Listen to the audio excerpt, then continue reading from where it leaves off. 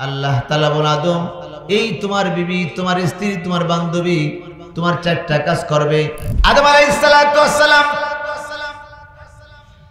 আল্লাহ তাআলা ওনাকে জান্নাতে রাখলেন, জান্নাতে সৃষ্টি করলেন।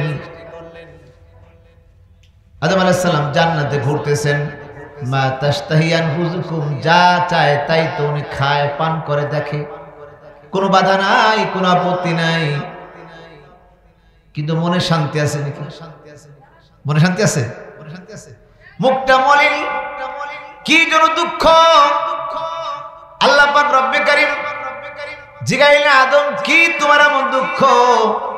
আমি তোমাকে বড় আদর করে সোহাগ করে বানাইলাম, কি তোমার দুঃখ? আদম আলাইহিস সালাতু ওয়াস সালাম বলে মাওলা তুমি কি জানো না আমার কি দুঃখ কি কষ্ট, কি জন্য মুখটা মলিন? আল্লাহ জানেন কি জানেন না? ইয়ালামু খায়নাতাল আয়ুন ওয়া মা তুখফিস সুদূর। বান্দা চোখের কিনারা দিয়ে কি বুঝায় ওটাও কে জানেন? আল্লাহ পাক জানেন। ওয়া মা তুখফিস সুদূর, আর কি অন্তরে বক্ষের ভিতরে লুকায়িত তো আল্লাহ পাক রব্বে কারীম জানেন।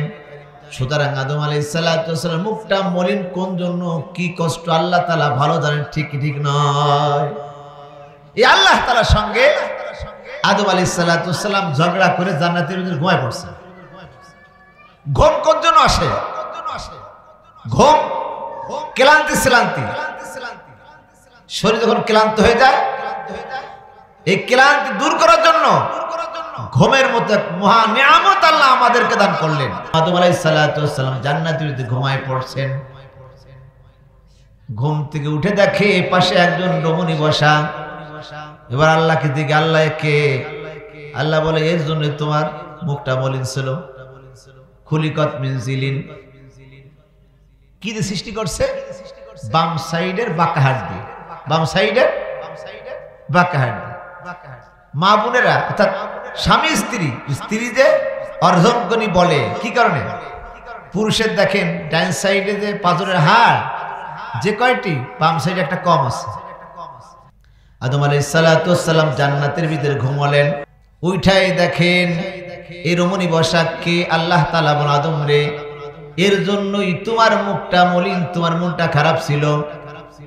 হযরতে আদম আলাইহিস সালাতু ওয়াস সালাম আল্লাহ তাআলা বলেন আদম রে আল্লাহ, ও আল্লাহ এই বিবি বলতেছে আমার, বান্ধবী বলো আমার, সাথী বলো আমার, সে আমার কি উপকার করবে, কি কাজ করবে?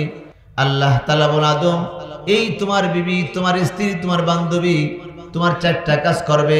এক নম্বর, যখন তুই বাইরের থেকে আসবে সুন্দর গল্প বলে বলে তোমার মনে শান্তি দিবে।